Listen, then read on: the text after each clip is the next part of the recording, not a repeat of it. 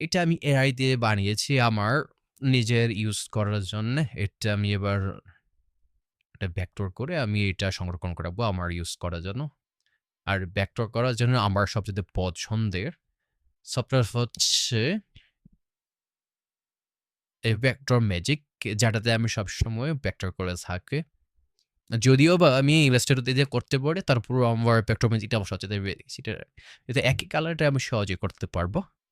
এটা করার জন্য আমি যে বুঝি নেক্সট, তারপর এখানে আর্টওয়ার্ক ব্লেন্ড, আপনাদের যেটা ইচ্ছা আরকি, আর্টওয়ার্ক ব্লেন্ড উইথ এজ।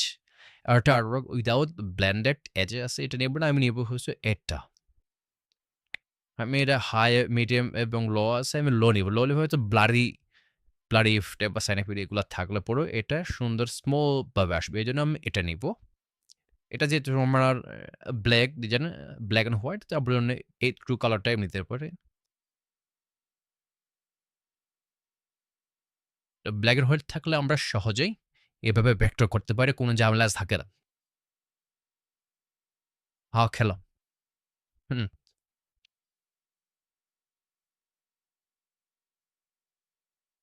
ও তাই। হ্যাঁ, ওই কেউ আমারটা ব্যাগটার রূপান্তর হয়ে গেছে। এটা আমি আবার কি করব? ব্যাকগ্রাউন্ড রিমুভ করব। ব্যাকগ্রাউন্ড রিমুভ করে আমি সহজেই আমি এটা ইলাস্ট্রেটর নিয়েও করতে পারি। কিন্তু আমি এখানে যেহেতু সুবিধা আছে সেখান থেকে আমি করে ফেলবো। একটা ক্লিক করলে পুরো ব্যাকগ্রাউন্ড চলে যাবে। এটা যেখানে সাদা ব্যাকগ্রাউন্ড থাকবে শুধু আপনারা ক্লিক করবেন না, রিমুভ হয়ে যাবে। অবশ্যই এটা ইলাস্ট্রেটর সবচাইতে সহজ করা, সব হোয়াইট একসাথে সিলেক্ট করে এগুলো আমরা রিমুভ করতে পারি। আর আপনাদের যদি একটু সময় বেশি থাকে তাহলে আপনারা এখনও করতে পারবেন। এটা জাস্ট আমি আমার ডিজাইন কাজে এটা আমি ব্যবহার করব। যার জন্য আমি এটা তৈরি করেছি। এটা অনেকগুলো আমার আইকন আছে, আইকন সেট। এটা আবার কারো কাছ থেকে আমার এটা আর ডাউনলোড করে নিতে হবে না। নিজের জন্য নিজে এটা আমি বানিয়েছি। একটা ইলাস্ট্রেটর নিয়ে যদি আমার ভালো না লাগে সেটা আমি এটা মডিফাই করে নেব। তারপরে সুন্দর ক্লিন পছন্দ অনুযায়ী আমরা করতে পারবো। এখানে আমি একটু সময় ব্যয় করলাম আপনাদের দেখানোর তাগিদে।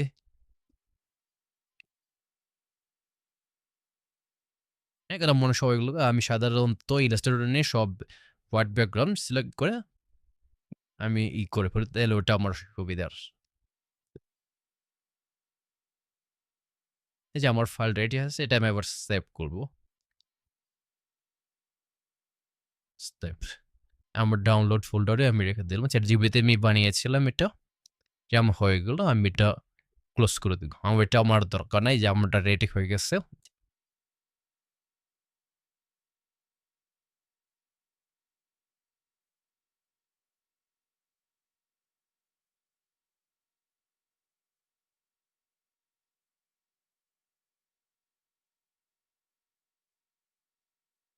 আমি আমার প্রজেক্ট যদি লাগে এভাবে আমি কাজ গুনে দিয়ে বানিয়ে নেই।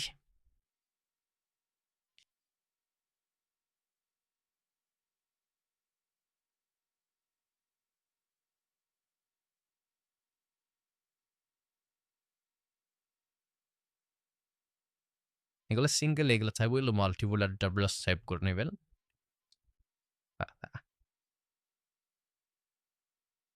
কন্ট্রোল জি দিয়ে গ্রুপ করে নেবেন। যেগুলো সেগুলো মাল্টিপল থাকবে সেগুলো কন্ট্রোল জি প্লি আইকন গুলো অনেক ফাজিল।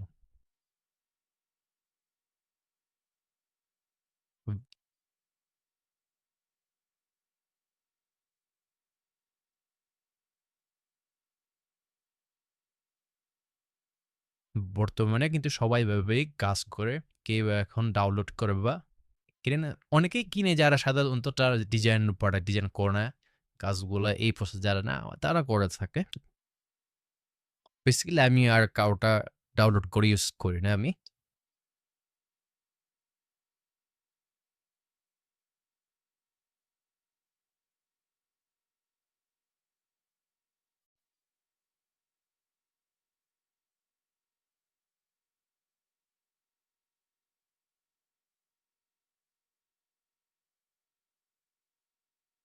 আমার আইকনটা রেডি।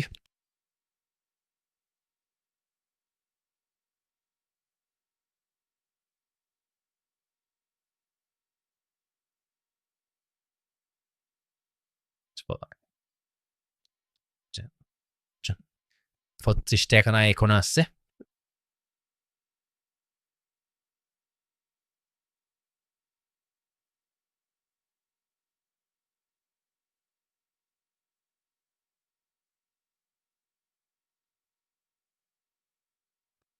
এটা মাত্র spent.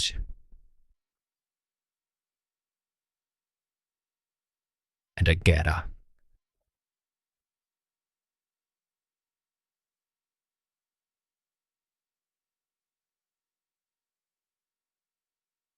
এখানে আমি এটা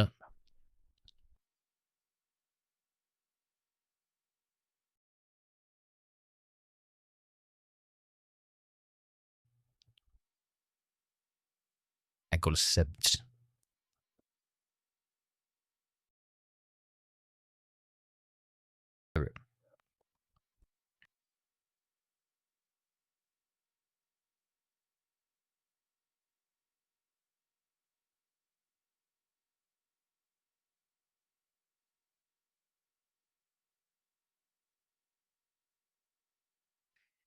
এটা সেভ হয়ে গেল। এবার আমি সবগুলাই আমি PNG সেভ করবো। পেস্ট করে দেন, সবগুলো সিলেক্ট করবে। সিলেক্ট করার পরে ফাইলে আসবো, ফাইল থেকে এক্সপোর্ট স্ক্রিন আমি এনে সেভ করবো সবগুলো।